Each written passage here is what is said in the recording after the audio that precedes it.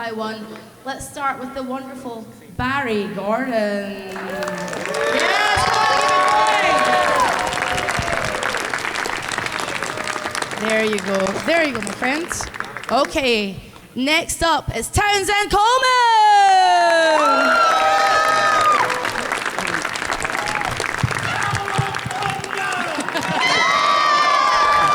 There you go. And let's go for Rob Paulsen.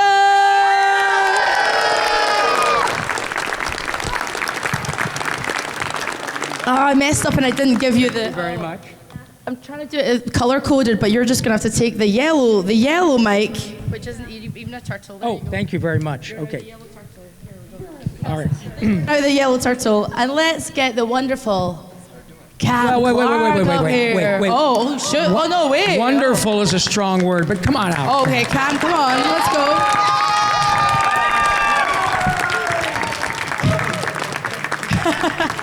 You get the right colored mic. Here you go. There you go, Cam. Oh, my goodness.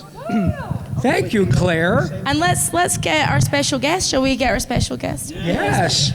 Guys, I want you to scream and shout gently and in a friendly way for the wonderful Don Bluth. Yeah.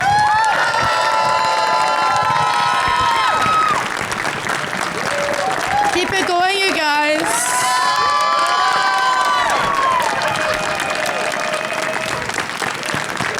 Don, please take a seat. Look at it, guys. Round of applause for this gorgeous panel. Look. Man. I don't... Look who I'm sitting next to, and I don't mean Rob Paulsen. Yeah, no kidding. And you're going to have to share a mic. You guys are going to have to share a mic. Yep. There you go. Yay. Yep. Oh, my Look God. at this. Okay. Guys, first of all, just before we get into everything, how have you enjoyed... This is the Queen's chair. You can't sit here. Well, that's exactly where Cam should be. I think that's what he means. I mean, come on. As the words came out of my mouth, I was like, well. Look, we were all born at night, but not last night. I mean, come on. How have you had? How has Phoenix been for you? Have you had a lovely time? Oh, a lovely time. I've had the most wonderful time here in the last couple of days. It's beautiful, and what you guys do here, and I never dreamed in 100 years that I'd be sitting next to 4 turtles. Well, thank you, sir. Thank you for lowering your standards. Because... You know for sure that in the tortoise and the hare, who won? Yes, I do. Yeah. And I have to tell you, I know we all feel the same way, but this is a little overwhelming for us. Yeah. And we are getting a little bit of what you've been getting for decades, rightfully so, is the number of people who come up and tell us the most wonderful, profoundly personal stories about the extent to which the characters that we voice, we don't draw them or write them. You do the whole shooting match, right? So thank you for all of the stuff that made so many people happy. Pleasure. Thank you. You're welcome. You're welcome. I'm a musical theater junkie, so Anastasia was just one of the great animated musicals. Absolutely. It's a great story, really great story about, taking rags and turning them into riches. Yes. And that's what we all know. Yep. You have to come from below and work yourself up. Mm-hmm. It's really hard sometimes, really hard. I have something I'm just going to leave with you that's guided my life. And it comes from Roger Hammerstein because I think he is a wonderful poet. Mm-hmm. He said, "A bell's not a bell till you ring it. Yes. Yeah. A song's not a song till you sing it. And love wasn't put in your heart there to stay. Love isn't love till you give it away." That's right. And that's what you guys do. I tell you what, I think you should have done that for money. Mr. Hammerstein, I would have encouraged him to write for money. Yeah. Mr. Hammerstein. Yeah. Never know. It could work. It could work. You guys do a lot of conventions. You meet a lot of people, all different ages, that, you've affected their childhoods. And they probably tell you wonderful stories or heart-wrenching stories. Does that still take some getting used to, even though you're doing these conventions all the time? So I didn't mean to cancel. It's like, I have to say, if you're going to do that again, dinner and movie. Okay. For me personally, I guess you're not humble if you say you're humbled, but our generation, or I can speak definitely for myself, cartoons growing up were what you watched on Saturday mornings. And then you went out, no, that's not an applause thing as much as, and then we go out to play, and that was it. I was talking to a man and his daughter, and this whole idea of doing cartoons as a family, we didn't have that kind of luxury. It wasn't in the brain to do that. So that fascinates us because we come from a different era. So honestly, I don't get a fat head because it's like, I don't understand so much of it. So thank you.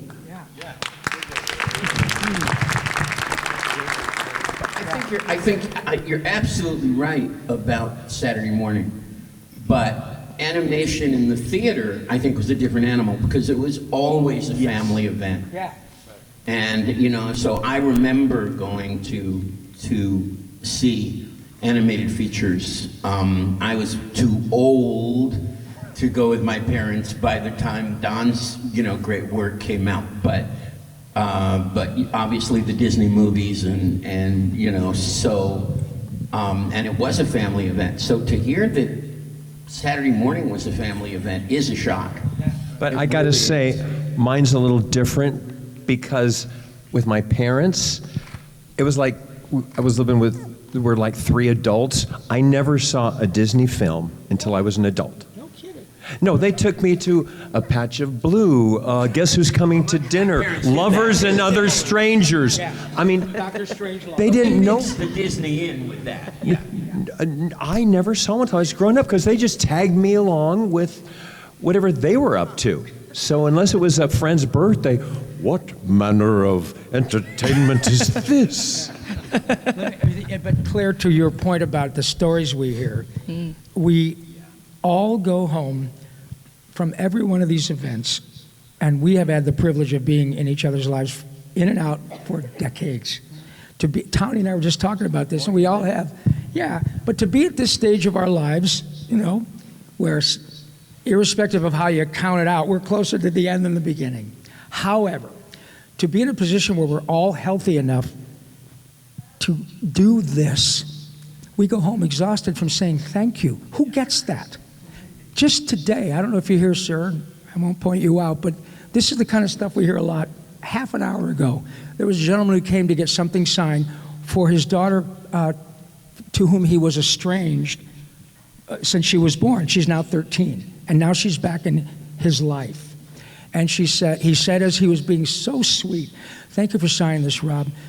My daughter really loves Goofy movie," and he just broke up because now that she's back in his life, they have these things which they find joy in together, and he's got so much time to make up. But we have also signed things for people who have passed on. Yeah. It's hard for me to even talk about this.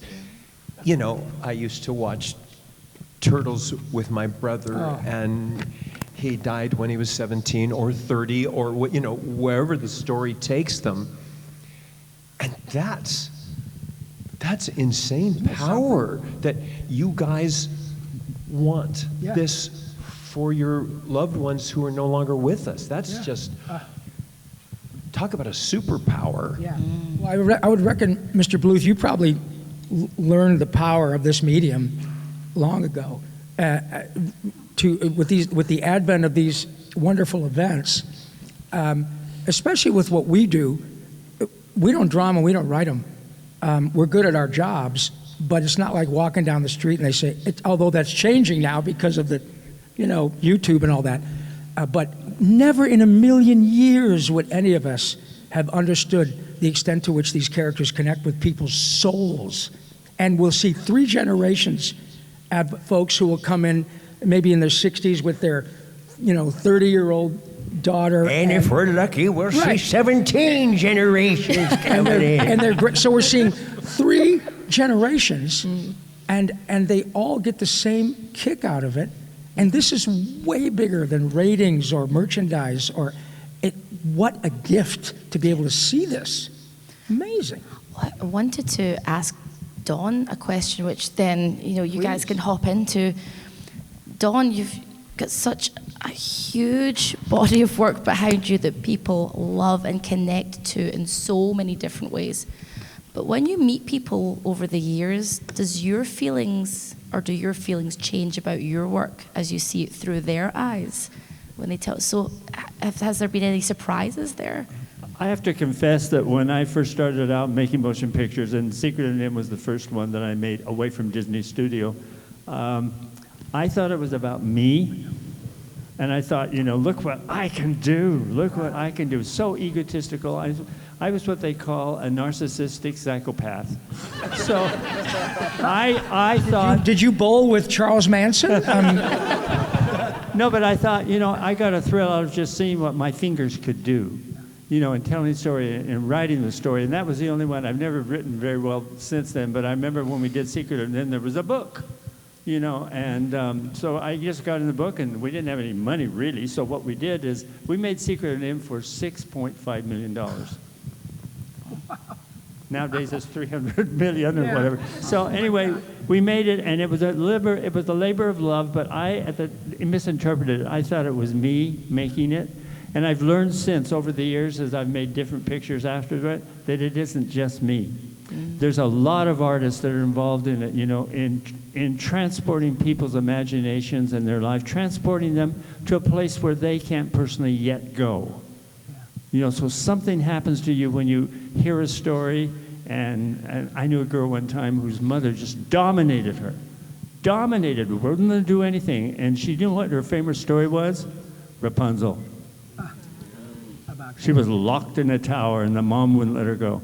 So the power of the enchantment of the stories that we tell really is a psychological thing. It just goes in there and helps you. Now, what I learned over the years, that I believe, I'm going to confess this, I believe that, we are created and we come from another world. Wordsworth said something really great. He said, life is but a forgetting. We come from some distant star trailing clouds of glory. Oh, boy. Oh. And we forget.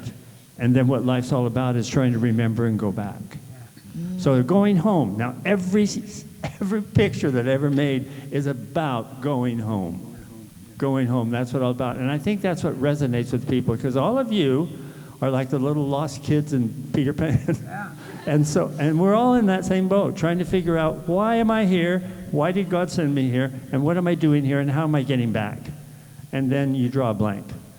And so what these wonderful gentlemen do is they trigger your imagination. They touch a nerve that makes you kind of say, oh, maybe I am worth something. And that's what you want. You want to be loved. You want to love somebody, but you have to love yourself first. And I've just been really privileged. I realized that sometimes I can pick up the pencil and I can't draw. What? Oh, boy, does that make me feel good? No. Yeah, well, it's more than artist block. I think what it is that I think when you're any creation at all, you partnership with your creator. And if the two of you work together, you create something that's quite divine. If you don't and you think you're going to go on your own, it'll be a mess. Always. Anyway, that's all I know. Thank you, Don. Thank you. You're talking a lot. The theme that I was getting from what you were saying was storytelling. I mean, storytelling is important, and that's how we connect as human beings. And we have this short form content now and all of these things on YouTube. I don't want to sound like my mother, but, getting on. You've got all of these things now that are important in a way, but I don't think that art form, AI and whatever else will go away. I think we're just learning to live with it. Do you agree with that, that no matter what, storytelling remains? You know what? I've been talking too much. No, you guys take it. Go for it. By the way, before we begin, just as a reminder, our friend Barry here, the single most overachieving human / turtle we've ever had the pleasure to know. Not only has Barry been working since he's 4, a lot. He was the president of the Screen Actors Guild for 7 years, and during Ninja Turtles, he was going to Loyola Marymount Law School and got his law degree and passed the California bar while we were recording. He'd bring his books to work.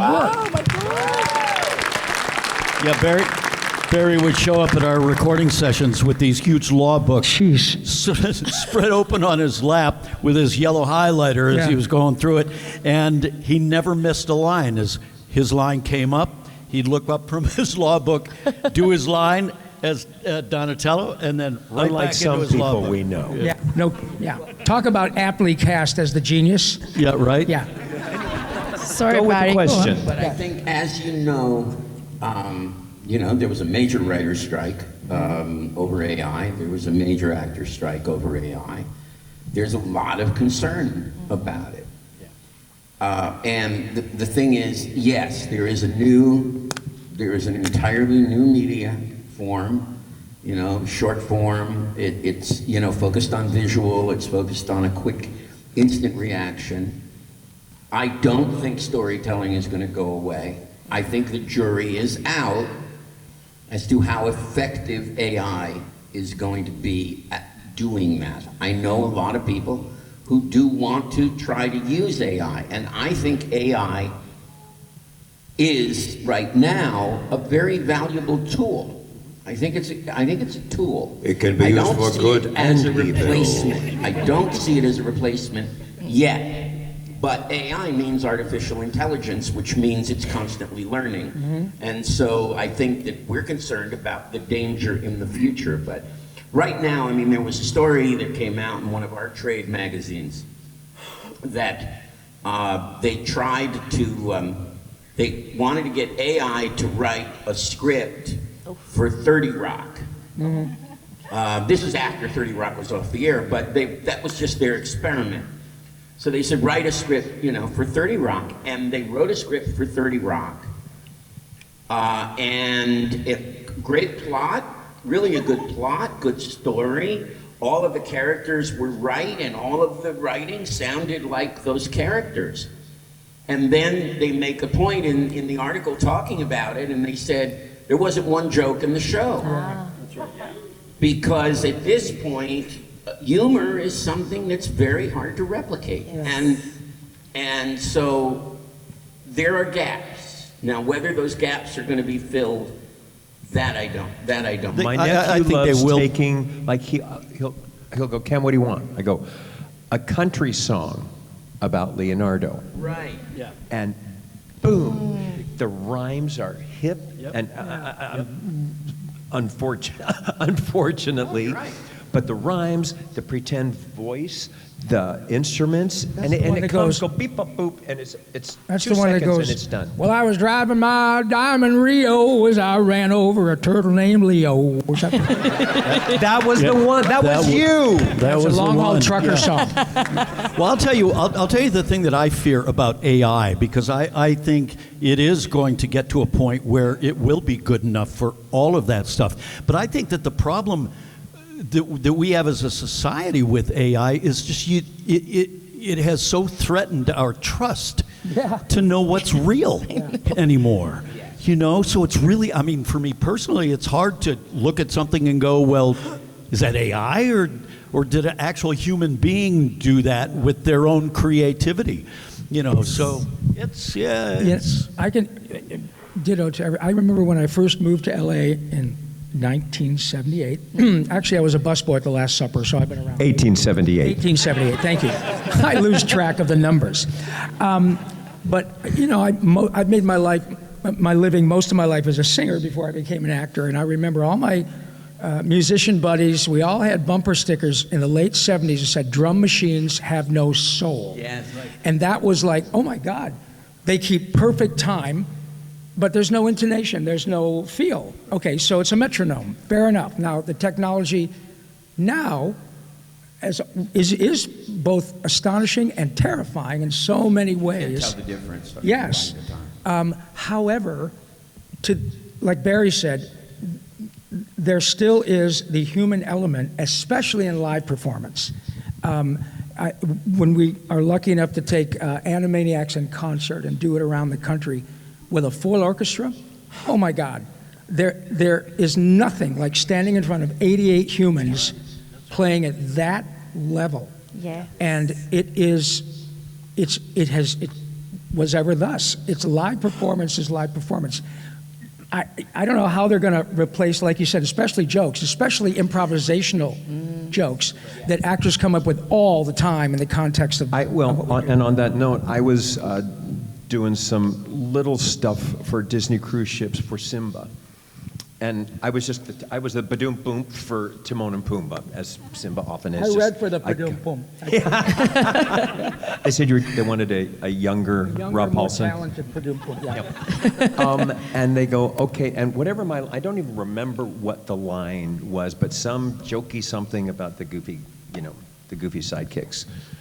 And I did, like, as we do often, and this thing called tags is like, or the button, I don't even know how you say it in real life. It's just the last line that brings it all together with an exclamation point or something like that. Plenty of free parking. Yes. Yeah. Operators are standing by. Yeah. And I did about 12 of these. And this conversation, I'm going, would AI come up with all 12 of these? Because when I did my certain, whatever tiny thing, that's the one. Yeah. Mm-hmm. Yeah. And we won't know. We don't have a crystal ball. But I remember when my brain went, how about you just put just a little vocal fry here, or just wait an extra nanosecond there. That's me. Yeah. That's human. And art as an actor. But I don't really have an end to this story other than that. Is that me? Did I do that? Yeah, Don. When we were recording All Dogs Go to Heaven, Burt Reynolds and Don DeLuise went into the booth. Burt had come up with what he called his dog voice. It was horrible, absolutely horrible. So anyway, Don DeLuise said, "Put me in front of the mic with Burt." Right? He says, "I can get rid of the dog voice." So okay, good. So we got in front of the microphone, and then a strange thing happened. The script was gone over months and months to get this perfect script. And when we put the script in front of those two guys, and they were sitting side by side, what happened is the script went away. Yeah. And they began to say all kinds of things that weren't on the page. Yeah. They weren't on the page at all. But it was so fun to watch them because they were actually hitting each other. And Bert tried to do his dog voice. He says, "How's my dog voice?" And Dom just says, "What the hell is that?"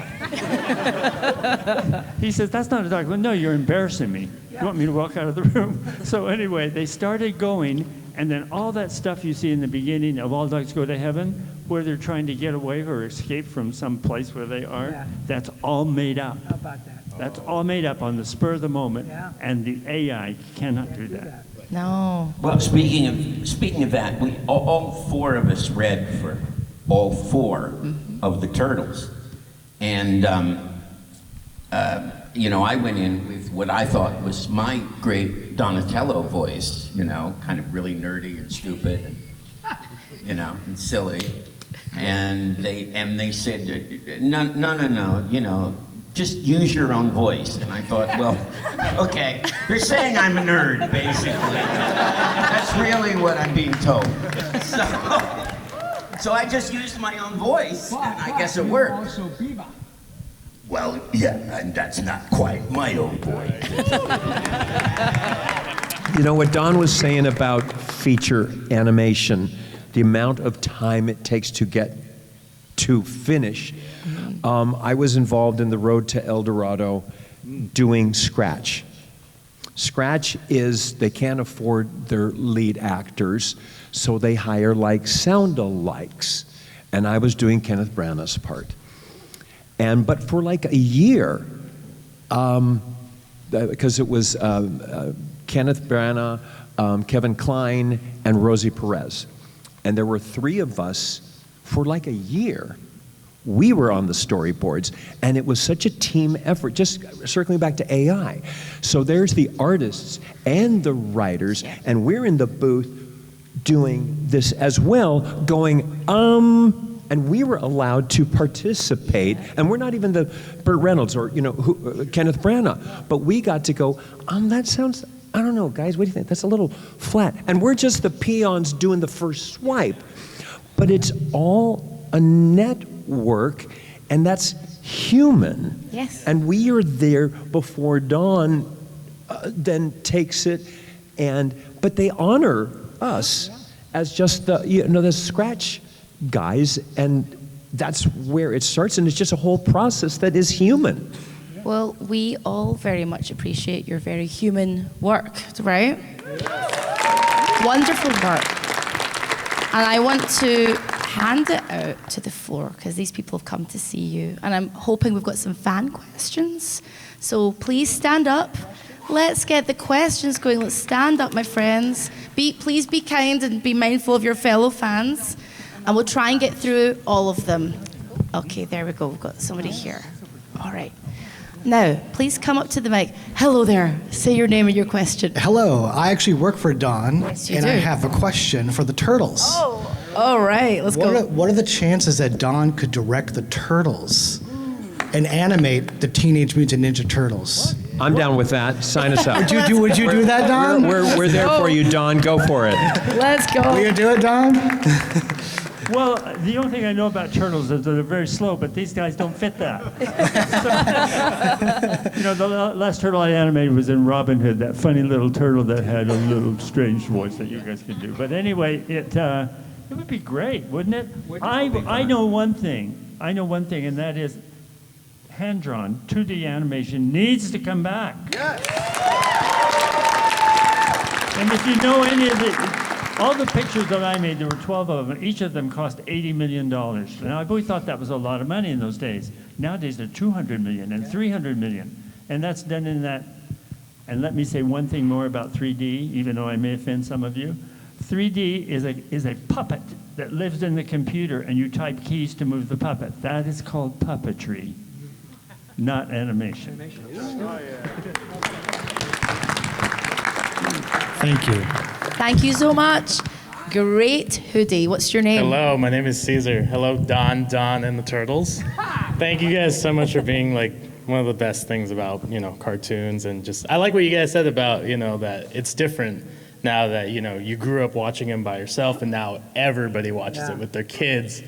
Since the Turtles have been retold so often, do you guys catch every new adaptation with the kids or the grandkids, or do you guys maybe hop off? BS our version, BS our version.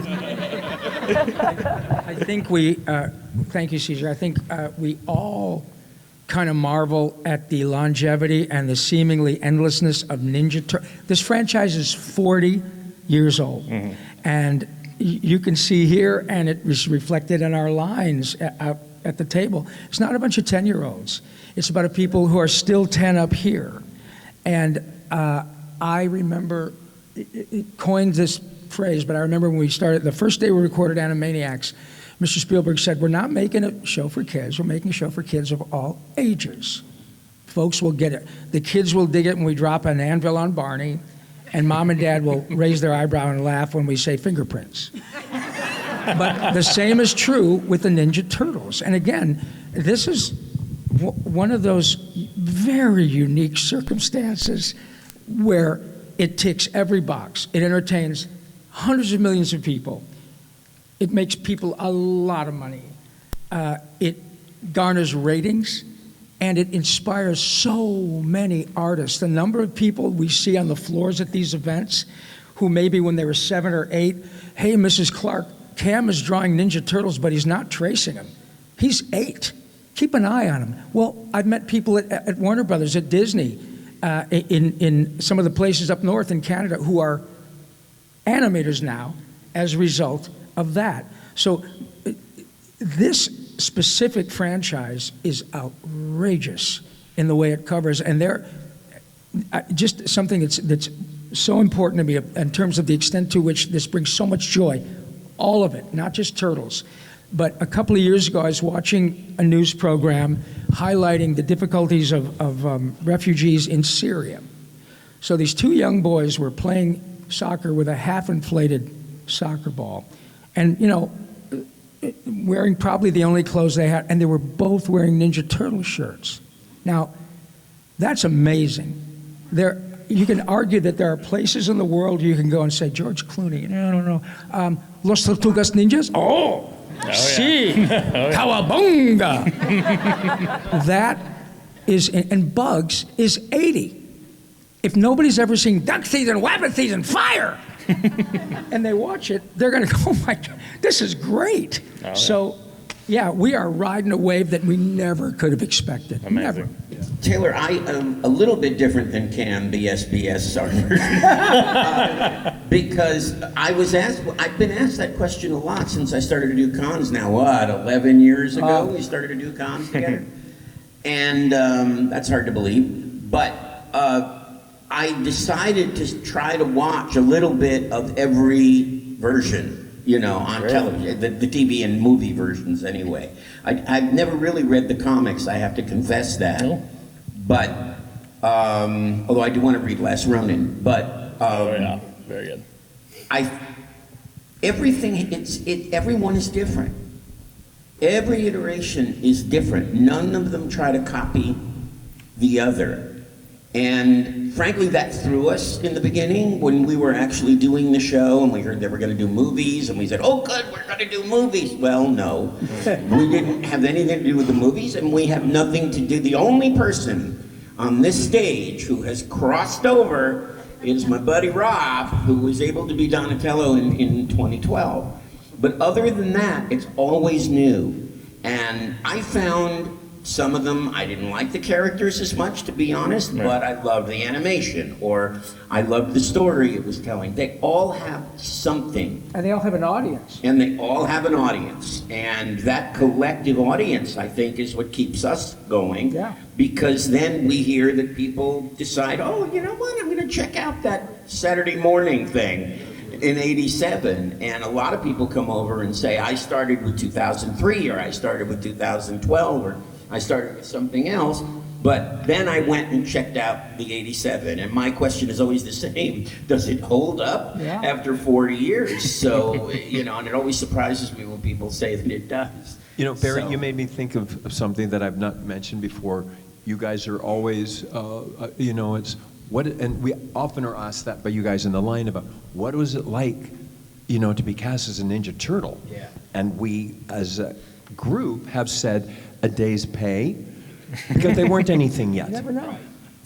But you compare that to what was it like when you came back for the crossover? What was it like when you did the Christmas campaign? We are now that many years older. Yeah. And that's, getting the first job, great, I got to pay my rent. Being invited back 20 years later, just ask us about that. What was it like to be invited back? Shredder's Revenge. And Shredder's Revenge, right. It's the only video game that we've gotten to voice. But yeah, Robbie will tell you that the writers and producers of the 2012 series, where Rob was Donatello, were big fans of our original series, and it was really kind of an homage. You tell them, kind of an homage. Yeah, the folks who made that version of the show had all doing exactly what you did. When they were about 40, they got the dough to make that show, and every piece of minutia, every piece of the lore, every piece of mythology was included. They had comic book things. They had us meet one another. They were also genius in adding this love triangle between Donnie and Apritello, and right, and Casey Jones. So to have this forbidden love between the sweet turtle, who's, oh my God, she's the most beautiful girl I've ever seen. He's the only girl you've ever seen, you idiot, you know. But that relationship, I get it every weekend. So many young women started going, you know, it's not just my brother's show. This is great. So they would watch it. They came for the romance and they stayed for the fighting.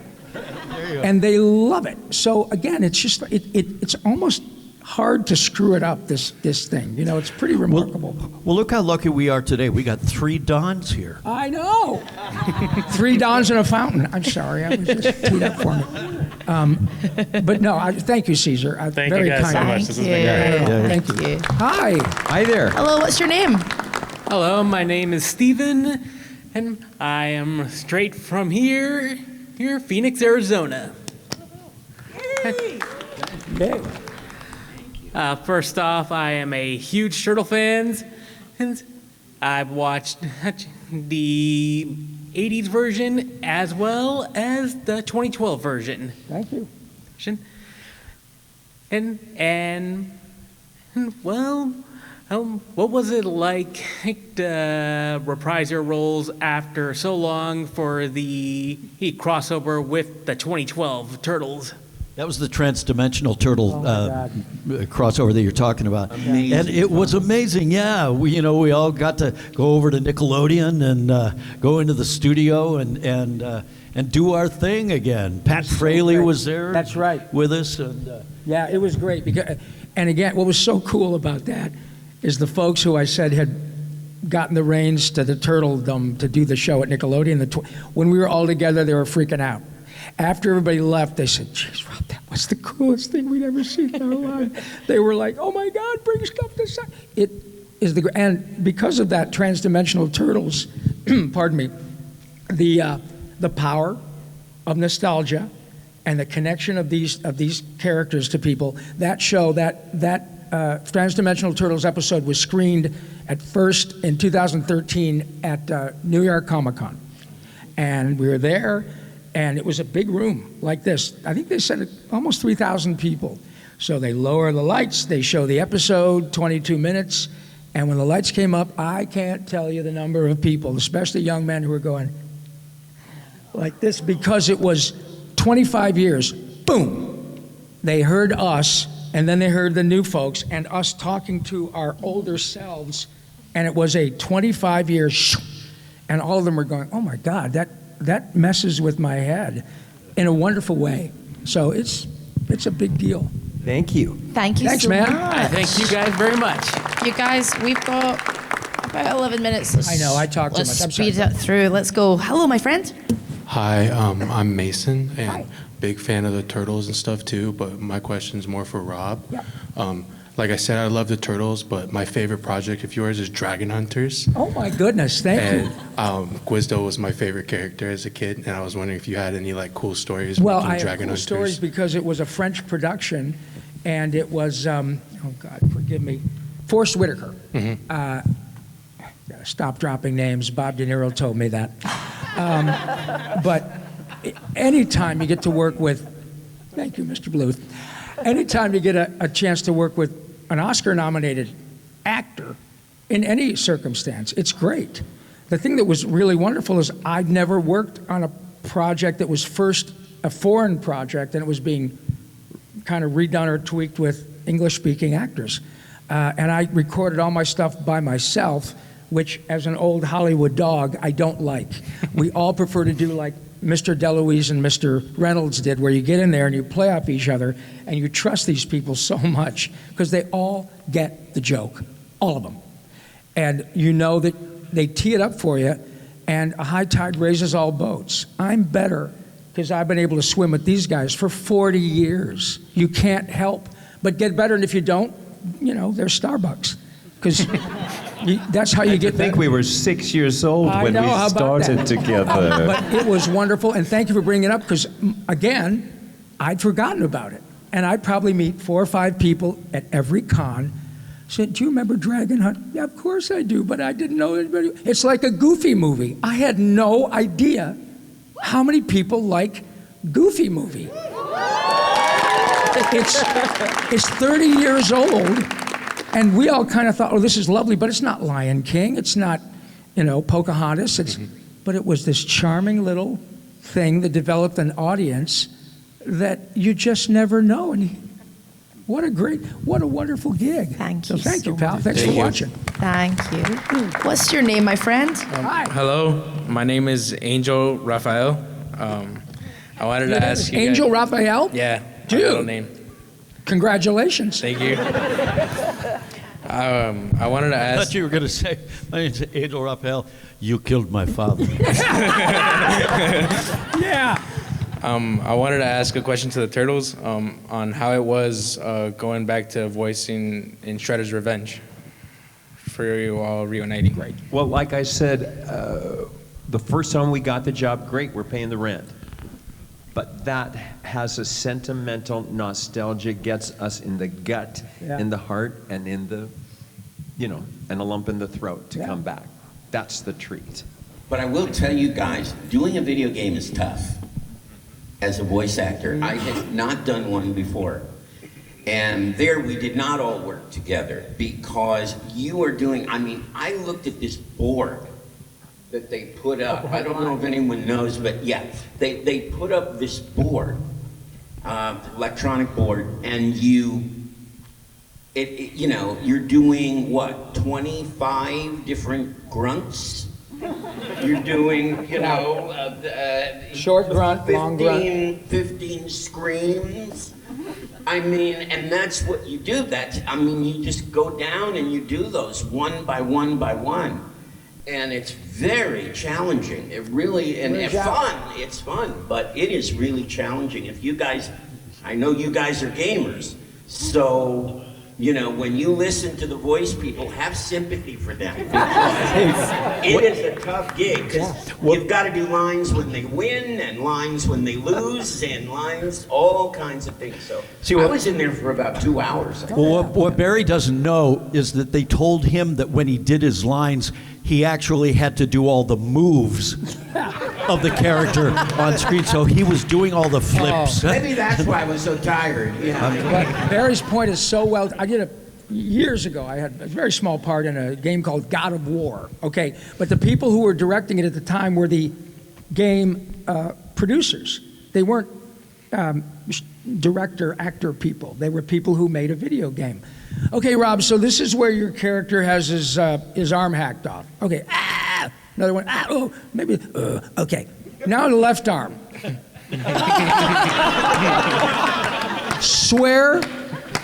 I swear. And I did what you did. I kind of chuckled and I thought they were messing with me. And I said, yeah. Oh. And so, okay, then I said, are we gonna? So did you play with them and do a different sound? That's what they want. You did them all in reverse. And then I said, so legs? Yes. The right leg or left leg? Right leg. Oh, well, thank God. Okay. So it is silly. Now, with the big games, there are wonderful actors, wonderful directors. And the thing that gets me most about, any animated project or any game, the time horizon for a game might be 5 years or 4 years and hundreds of millions of dollars. And then when it's released, you don't know if there's been somebody else at, ABC video games who's beat you to the punch. So the initial expense of doing it unless it's something like Uncharted, where you've got a built-in audience, you spend a ton of someone else's people's money and you don't know if you're gonna like it. So there's also the mocap world. That's what Nolan does a lot of that. And don't ask me the details of this. I just remember it was a Metal Gear something that they were doing a version that mocap, and they asked me if I would do it, and I was like, I haven't had to memorize a line in 30 years. You go, well, yeah, you can. I went, I haven't memorized the line. They said, well, just take the script home. So I take it because they really wanted me to do this thing. And so here I am holding the script, and how you do, at least my primitive way was cover the line and then see if you've said it right. It's like, and this was a narration. It wasn't my normal character. It was someone who was telling the story. So you don't even have the lines of somebody giving you your cue. So I'm going like this. I look at it and it goes, and I go, nope. Nope. And I called him the next morning and went, I can't memorize. Got to find someone else because We're spoiled. Or just soft. Just soft. Thank you very much. sir. Thank you very We much. now have 3 minutes. Can we do a super speed round? Do you think we could get through as many people as possible? 3 minutes. 3 minutes. We've got 3 minutes. Okay, Okay, let's go. Name. My name is Raymond. It's nice to meet the Ninja Turtles cast coming here. I appreciate it. This one is for Rob. So you're also Carl from Jimmy Neutron. I am. Yes. Recently, I did hear. Chicks. Recently, I did hear that Nickelodeon is working on a new Jimmy Neutron movie, and I was wondering if you're aware that if you're planning to play Carl again. From your lips to God's checkbook. I have no idea. And I saw the same thing. It's always very exciting, but it's the internet, and we don't know. It is a co-owned property, Nickelodeon and Steve, oh my God, forgive me, Odekirk. Steve Odekirk owns it too. So I have no idea. On the other hand, if you had told me 10 years ago that by 10 years I would already have done reboots of Pinky and the Brain and Animaniacs, I would have said, no way. So you just never know. If Turtles is around 40 years, I hope Carl gets another chance too, because those inhalers don't pay for themselves. You know? Thank you for your Thank question. you. Thanks for watching. Next up, what's your name? Hi, my name is Gray, and I have a bit of a niche question, mostly for Townsend and Rob, but all of you, the Turtles, can answer too. Because I was introduced to Usagi Yojimbo through his crossovers with the Ninja Turtles, and I know Townsend got to voice him, and I know, Rob, you got to do it twice with Townsend in '87 and Yuki in 2012. And so I was wondering, did that get you guys into Usagi Yojimbo, like, separately, the comics, or, like, what was that process like for doing the crossover? The coolest thing for me was getting to meet Stan Sakai. Right, I was going to say and the same. he gave me his own Usagi Yojimbo hat in San Diego one year, and he signed it, and he gave me his freaking hat. So, yeah, I got to meet Stan. It looks I was like going to say the same Mr. thing. Bluth. Yeah, getting to meet Stan, Living my and dream. yeah, I started picking up the comic, and because prior to doing it on Ninja Turtles, I was not aware of the character. Yeah. So that was a real revelation for me and a highlight for me to meet Stan. Yeah. Thank you. It is. Thank you. Thank you. It is incredible for us to be sitting here with Mr. Bluth. Yes. The number of times that all of us through our work you walk to work and go, oh my God, I'm working with Jonathan Winters today.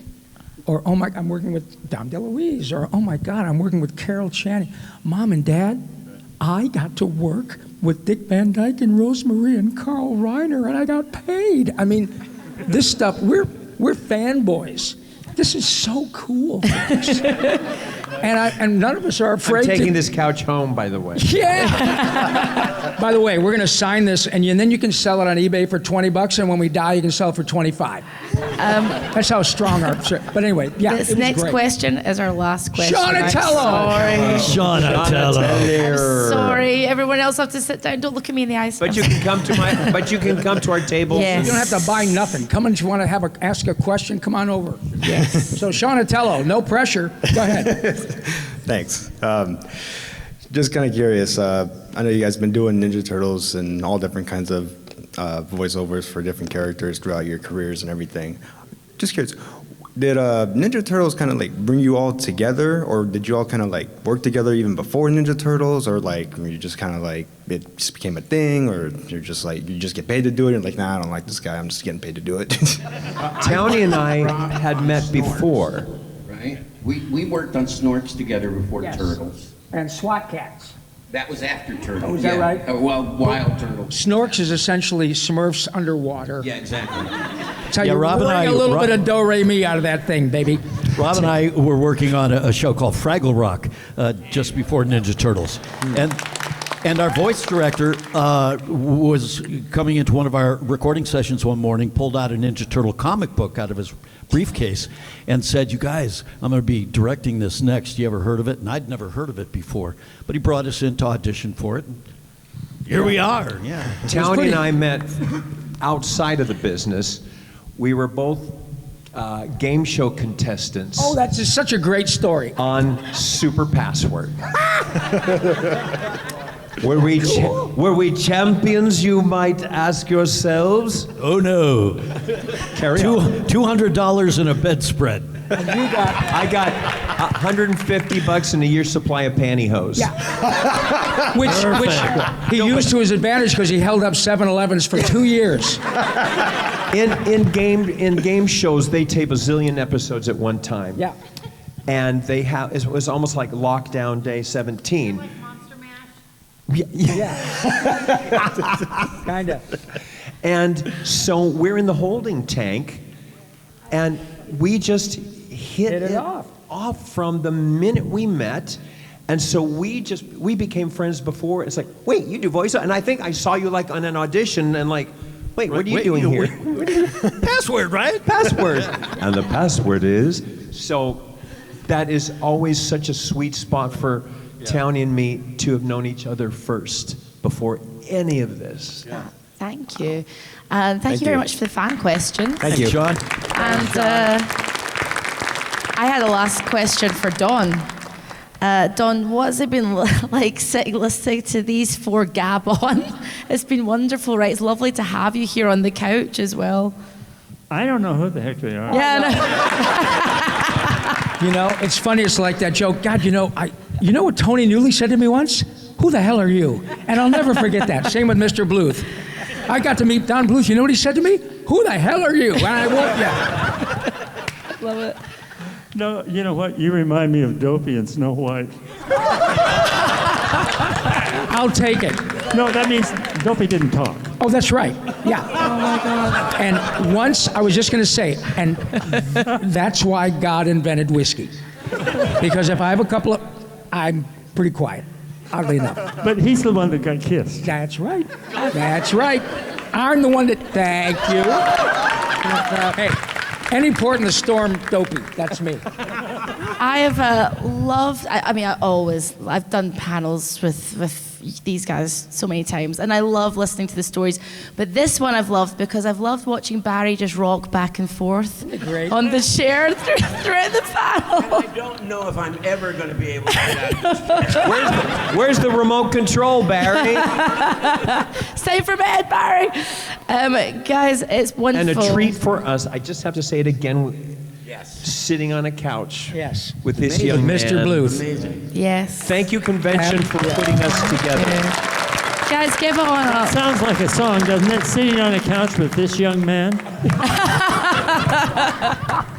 That's a song. Let's feed it to AI and see my what God. comes up. Everyone, you know what you have to do.